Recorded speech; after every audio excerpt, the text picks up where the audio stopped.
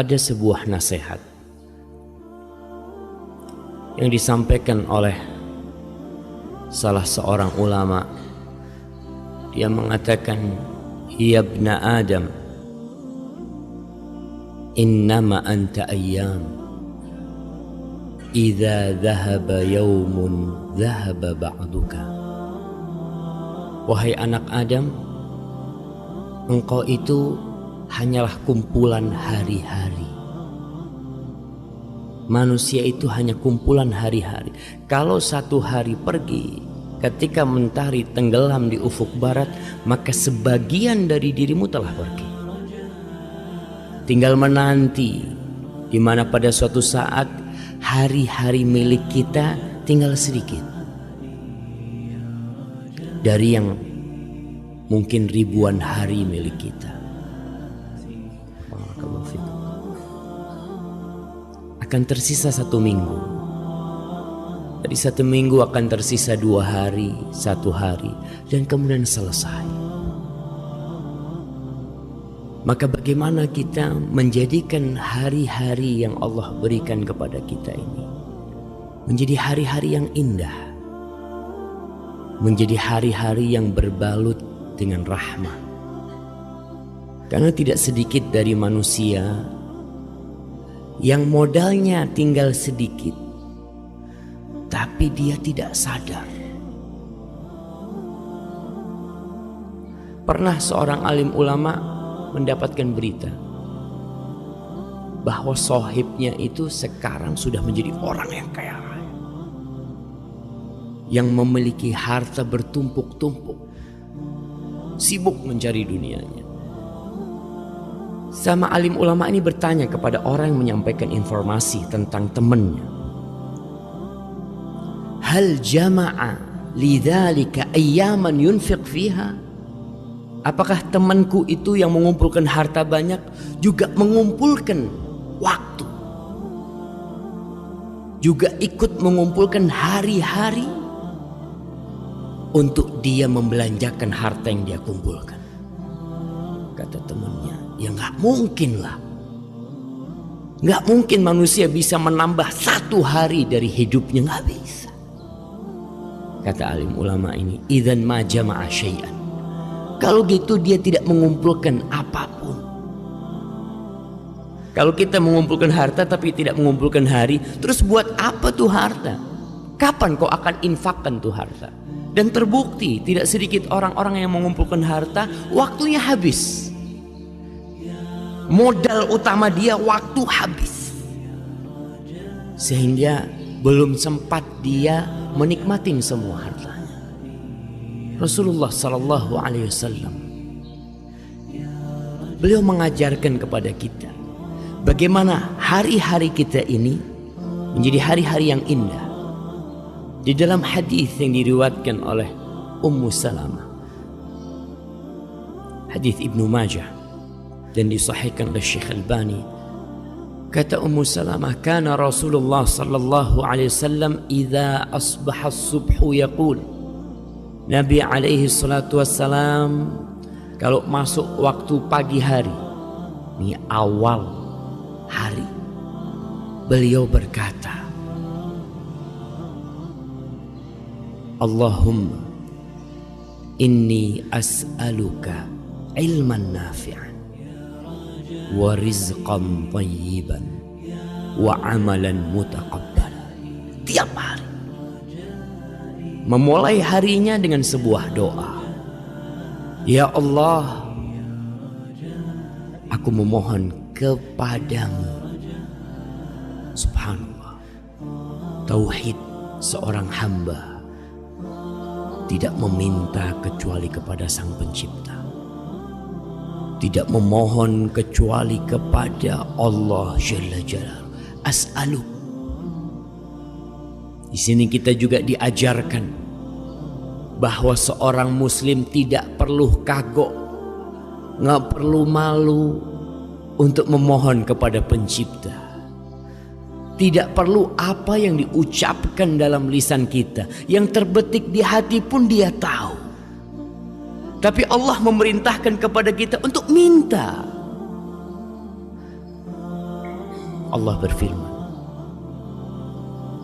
"Idza sa'alaka 'ibadi anni." Kalau hamba-hambaku bertanya kepadamu tentang aku, fa inni qarib. Aku itu dekat, kata Allah. Allah berada di atas arsy-Nya sana, tapi Dia dekat dengan hambanya. Ujibu da'watad da'i idza da'ani. Aku mengabulkan doa orang-orang yang minta.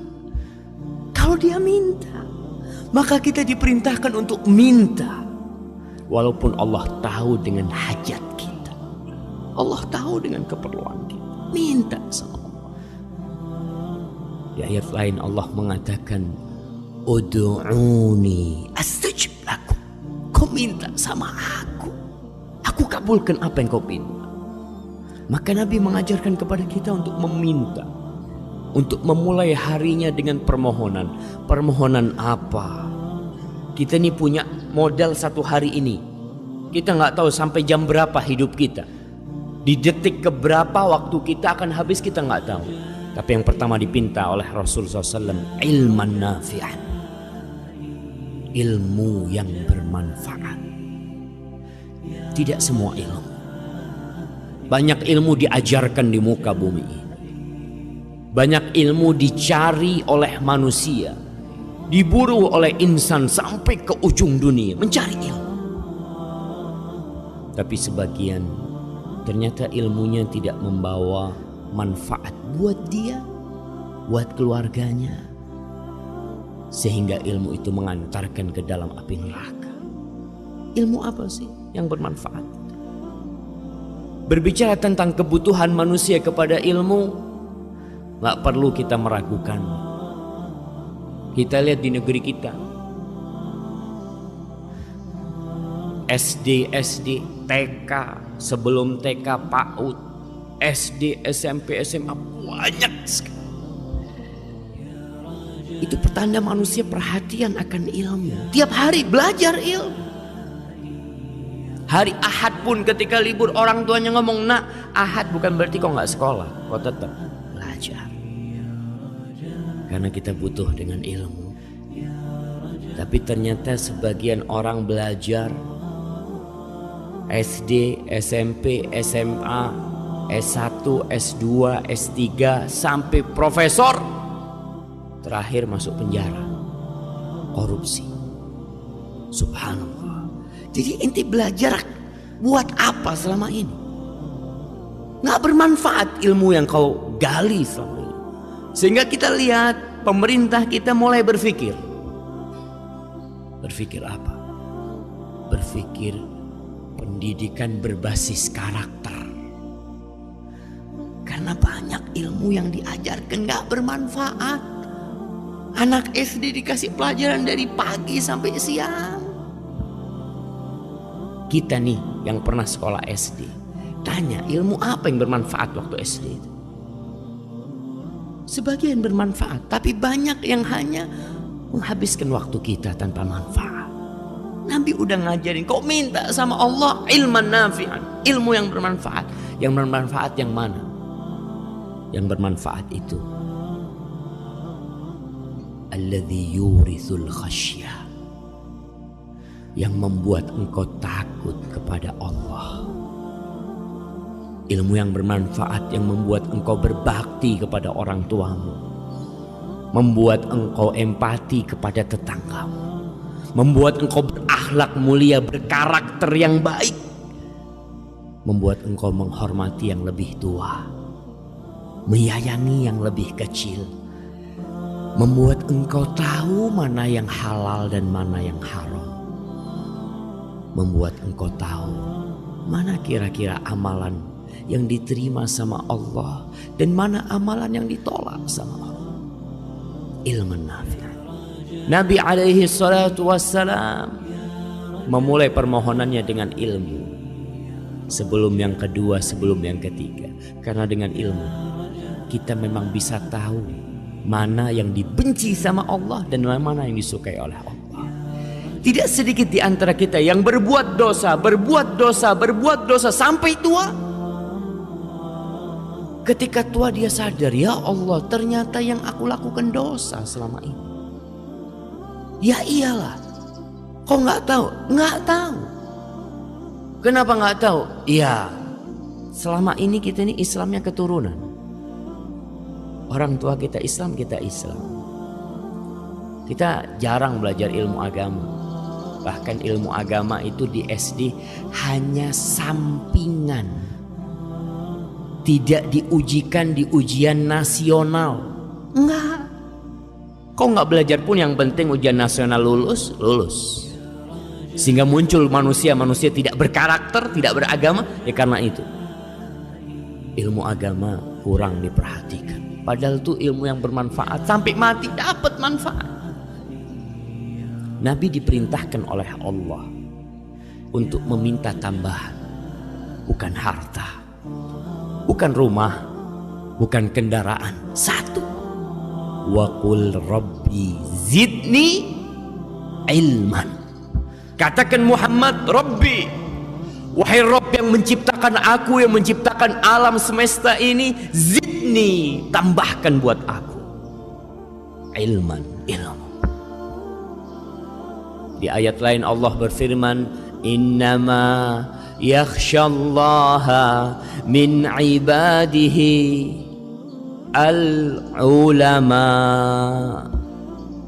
Sesungguhnya yang takut kepada Allah dari hamba-hambanya cuma ulama, cuma orang yang ngerti sama Allah, yang tahu sama hukum-hukum Allah. Cuma itu. Ustaz, berarti ilmu-ilmu yang lain gimana Ustaz? Kedokteran, kimia, apa? Ilmu itu bermanfaat kalau dibalut dengan ilmu kepada Allah. Tetap dasarnya itu ilmu tentang Allah. Karena tidak sedikit orang yang menjadi profesor di kedokteran, apa dia bisa sholatnya benar? Karena dia belajar di kedokteran. Nggak bakal. Tetap dia harus belajar agama supaya dia tahu sholat yang benar itu gimana. Kemudian setelah itu beliau memohon rizqan thayyiban, rezeki, tidak sembarang rezeki. Bukan rizki yang banyak, bukan rizki yang luas, bukan mobil yang mewah, bukan rumah yang tingkat, bukan tanah yang berhektar-hektar, tapi yang diminta rizqan thayyiban, rezeki yang thayyib. Apa tuh rezeki yang thayyib? Rezeki yang thayyib adalah rezeki yang bermanfaat, halal, bermanfaat buat kita. Rizki buat kita tuh bukan yang kita tumpuk di lemari kita, bukan. Belum tentu rezeki kita. Tidak sedikit orang yang ditumpukan lemari besinya, anggaplah ada 1 miliar, mati. Setelah pagi hari dia kumpulin duitnya, dia lihat, Masya Allah 1 miliar sudah. Dia kunci. Jam 9 pagi masuk rumah sakit, diperiksa sama dokter, mood, udah mati. Duit itu rezeki dia? Bukan. Punya anaknya bisa jadi, atau punya orang lain bisa jadi. Maka yang diminta oleh seorang hamba rizqan thayyiban, rezeki yang thayyib, yang bermanfaat buat tubuh kita. Tentunya yang halal pada awalnya, bermanfaat buat anak kita, bermanfaat buat keluarga kita. Bukan yang banyak, tapi yang thayyib. Tentunya dengan ilmu tadi kita bisa memilah-milah mana yang thayyib dan mana yang tidak thayyib. Kita hidup di masa yang manusia tidak lagi perhatian. Amin halalin iktasab, apakah dari yang halal dia dapatkan, amin haramin. Jangan lagi mikir, yang penting dapat fulus. Sampai muncul pernyataan-pernyataan, Ustaz, yang haram aja susah, apalagi yang halal. Dari dulu yang haram itu susah, dari dulu. Karena manusia secara fitrah ketika berbuat haram, melakukan atau mengambil rizki yang haram, nggak nyaman di hati dia. Jadi sampai hari ini susah. Yang halal banyak. Tinggal kita mau nggak belajar, terus berusaha. Yang ketiga, yang dipinta sebagai modal dan bekal perjalanan hari kita ini, wa amalan mutaqabbala, amalan yang diterima. Sekali lagi, Nabi itu mengajarkan kepada kita kualitas, bukan kuantitas. Ilmu bukan ilmu yang banyak, rezeki bukan rezeki yang banyak, itu kuantitas semuanya. Kemudian amalan bukan amalan yang banyak, tapi amalan yang diterima. Dan itulah sebenarnya tujuan kita beramal, supaya diterima, bukan asal beramal. Muncul orang-orang yang mengatakan, sudahlah nggak usah bicara tentang sholat yang benar, sholatnya Nabi atau sholatnya siapa, yang penting sholat. Lah banyak orang yang tidak sholat. Subhanallah. Bukan yang penting sholat, yang penting bagaimana sholat diterima sama Allah. Karena Allah berfirman, fawailun lil musallin, celaka ada orang-orang yang ruku sujud tahunan masuk neraka. Sholat. Jadi hati-hati kita, jangan cuma asal sholat. Amalan mutaqabbalah tuh yang diminta sama Rasul. Sholat yang diterima tuh yang kita inginkan. Siapa orang-orang yang sholat tapi masuk neraka? Kalau yang nggak sholat jangan dipikirin. Ini yang sholat masuk neraka. Alladzina hum an salatihim sahun. Mereka adalah orang-orang yang sholat lalai sama sholatnya. Alladzina hum yura'un. Mereka sholat tapi riya. Sholat gak bakal diterima sholatmu kalau kau tidak mengharapkan ridha Allah Jalla Jalla.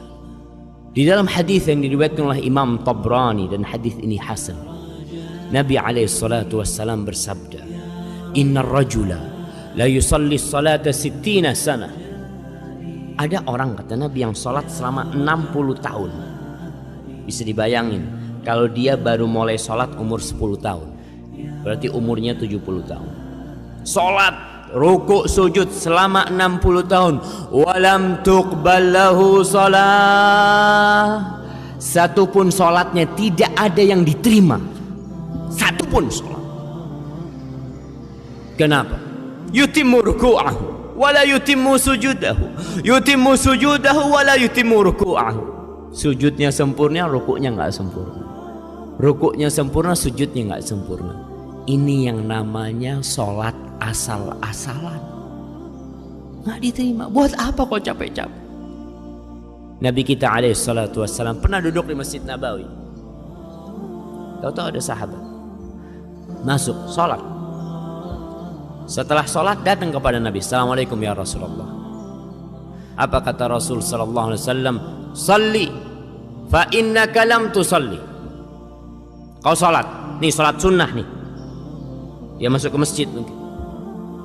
Kau sholat, sebenarnya kau itu belum sholat. Loh, tadi rukuk sujud ngapain? Ternyata ada sholat yang tidak dicatat. Innaka lam tusalli, kau belum sholat. Akhirnya sholat lagi orang. Sholat. Dilihat sama Nabi.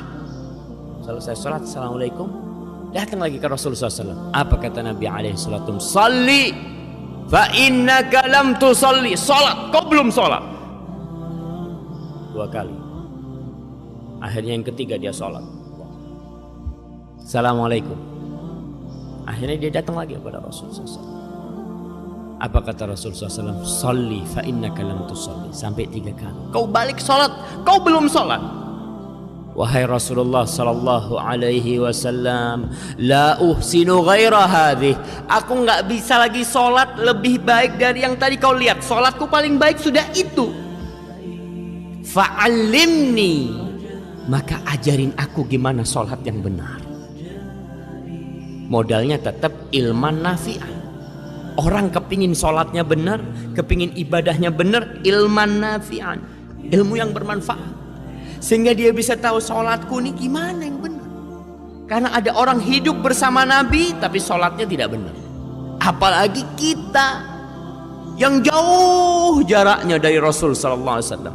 Kalau kita nggak belajar, nggak ngaji tentang sholat, tentang puasa, tentang tauhid kita, sekali lagi kebanyakan umat Islam di Indonesia itu Islamnya keturunan, sholatnya keturunan, puasanya keturunan. Bapaknya sholli, anaknya sholli.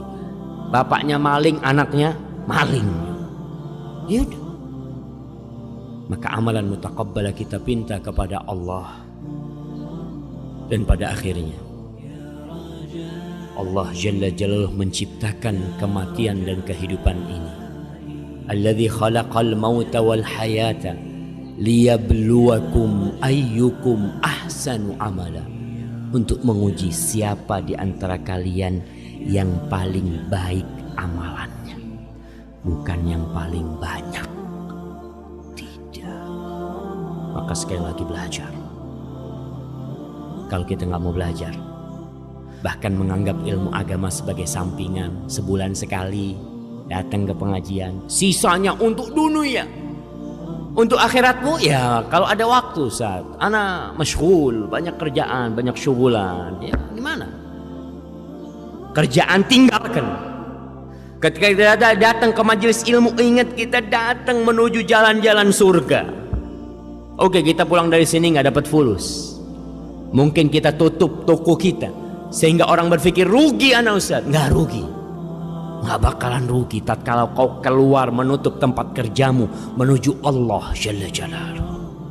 Allah berjanji semua langkahmu akan diangkat menjadi satu derajat buat engkau, dihapuskan dosamu, kasih pahala. Hadza wallahu a'lam bishawab. Itu yang bisa kita kaji pada kesempatan kali ini. Jangan berlalu pagi hari kecuali kita mengatakan Allahumma inni as'aluka ilman nafi'an wa rizqan tayyiban wa amalan mutaqabbala. Wa sallallahu ala nabiyyina Muhammadin wa ala alihi wa sahbihi wa sallam. Wassalamu alaikum warahmatullahi wabarakatuh.